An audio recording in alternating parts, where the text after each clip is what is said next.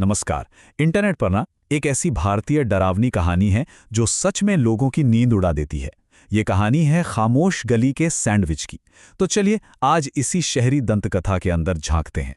जरा सोचिए, रात के 2 बज रहे हैं, आसपास एकदम सन्नाटा, और तभी अचानक कहीं से मक्खन में सिकते हुए आलू सैंडविच की महक आने लगती है।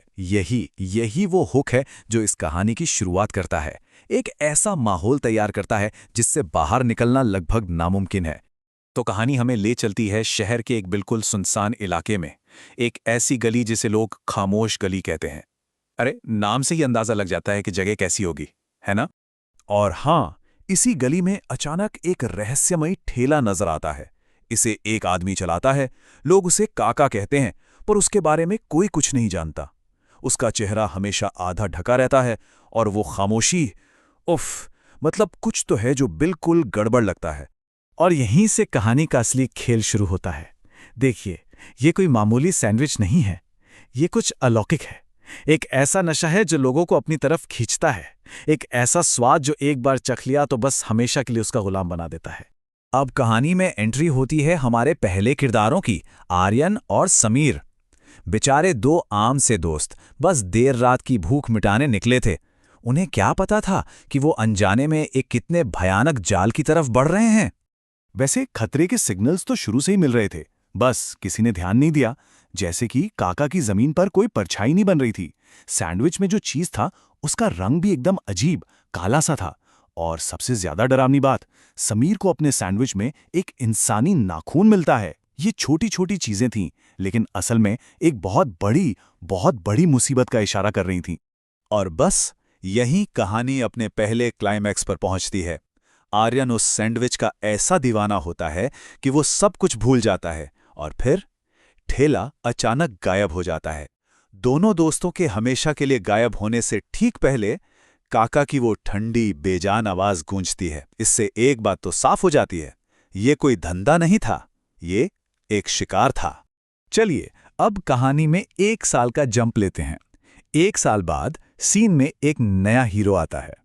एक ऐसा इंसान जो ठान लेता है कि वो इस रहस्य से पर्दा उठाएगा और इस पूरी कहानी को झूठा साबित करके ही रहेगा।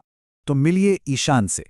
ईशान एक खोजी पत्रकार है, मतलब वो हर चीज में तर्क और सबूत ढूंढता है। उसका मिशन बिल्कुल साफ है, सैंडविच वाले भूत की कहानी का पर्दाफाश करना। उसके लिए ये सब बस एक कोरी अफवाह है और कुछ नहीं। पर मजा तो तब आता है जब पता चलता है कि काका को ईशान के इरादों की पहले से ही भनक थी। काका का जवाब सुनिए। ये सिर्फ डरावना नहीं है, इससे ये भी पता चलता है कि वो कोई मामूली भूत नहीं है, वो चालाक है। वो अपने शिकार के दिमाग में क्या चल रहा है ये भी पढ़ सकता है। यहां आकर खतरा एक नए लेवल पर पहुंच जाता है। अरे, काका सिर्फ सैंडविच बेचने वाला भूत नहीं है, उसके पास तो खतरनाक अलौकिक शक्तियां भी हैं। सोचिए, कैमरे को गर्म तवे पर पिघला देना, ये इस बात का पक्का सबूत था कि ईशान का पाला किसी ऐसी ताकत से पड़ा है जो साइंस और लॉजिक के बिल्कुल परे है। और यहीं पर वो दंतकथा हकीकत बन जाती है। ईशान को खाने के लिए मजबूर किया जाता है, और सिर्फ एक बाइट लेते ही उसे वो भयानक सच दिख जाता है जिसे वो झुठलाने आया था।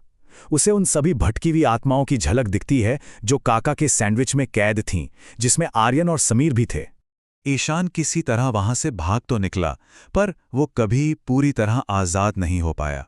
काका ने कहा था ना, उसकी आधी जिंदगी अब कैद में थी।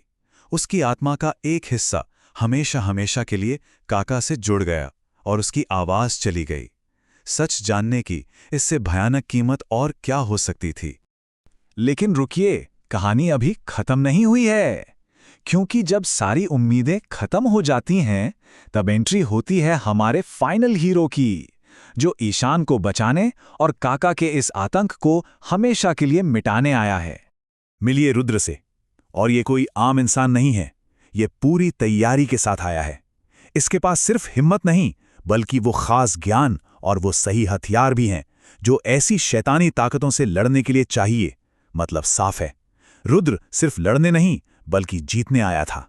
वो अपने दुश्मन को और उसकी कमजोरियों को अच्छी तरह जानता था। ये टेबल देखिए, इससे पूरी कहानी का सार एक नजर में समझ आ जाता है। काका से जो भी मिला उसका अंजाम इस बात पर तय हुआ कि उसने सैंडविच खाया या नहीं। आर्यन और समीर ने पूरा खाया और उनकी आत्माएं हमेशा के लिए फंस गईं। ईशान ने आधा खाया तो उसकी आधी जिंदगी कैद हो गई।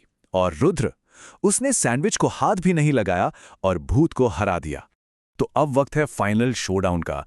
रुद्र का प्लान देखिए, एकदम सोचा समझा और सटीक। वो सिर्फ अंधाधुंध हमला नहीं कर रहा, नहीं, वो एक तरह का अनुष्ठान कर रहा है जहां हर एक स्टेप का एक गहरा मतलब और एक खास मकसद है। और फिर आता है वो पल, जीत का पल। जैसे ही चांदी का चाकू काका के सीने को छूता है, उसका शरीर नीले धुएं में फट जाता है और बस राख का एक ढेर बनकर रह जाता है। और वो शापित ठेला, वो भी धूं धूं करके जल उठता है। बुराई का अंत। और ठीक उसी पल दूर ईशान की आंखें खुलती हैं। वो पूरी तरह से ठीक हो चुका है, श्राप टूट चुका था और उसके मुंह से जो पहले शब्द निकलते हैं वो कमाल के हैं। वो कहता है, मुझे भूख लगी है पर सैंडविच नहीं खाना। मतलब एक ही लाइन में डर भी है, राहत भी और एक हल्की सी हंसी भी। ये दिखाता है कि उस अनुभव ने उसे अंदर तक बदल दिया था। तो बुराई खत्म हो गई, हीरो जीत गया, हैप्पी एंडिंग, राइट? शायद नहीं। कहानी का जो अंत है ना, वो हमें बताता है कि जीत के बाद भी कुछ जख्म, कुछ निशान हमेशा के लिए रह जाते हैं। और शायद यही कहानी का सबसे डरावना हिस्सा है। वो गली तो सील हो गई, काका खत्म हो गया, लेकिन आज भी ईशान को रात में अपने कमरे में जलते हुए मक्खन की वही महक आती है। असल खतरा भले ही टल गया हो, पर वो खौफ एक याद बनकर हमेशा के लिए उसके साथ रह गया है। ये दिखाता है कि कुछ बुराइयां जाने के बाद भी अपना एक निशान छोड़ ही जाती हैं। और इसी सोच के साथ कहानी खत्म होती है, अपनी आखिरी लाइन के साथ। ये सिर्फ एक भूत की कहानी नहीं है, बल्कि एक चेतावनी है, एक रिमाइंडर है कि अंधेरा हमेशा रोशनी का पीछा करता रहेगा।